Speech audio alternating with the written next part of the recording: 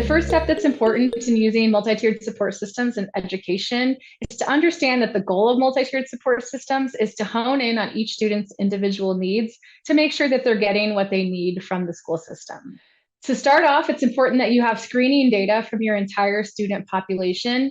That screening data really helps you to see whether your core instruction or the instruction that is for all students at the classroom level, whether that's meeting the instructional needs of most of your students.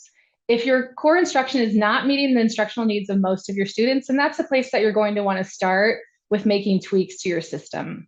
The next thing that you're going to want to do with MTSS is take that same universal screening data that you gave to the entire student body population and decide which students might need specialized support.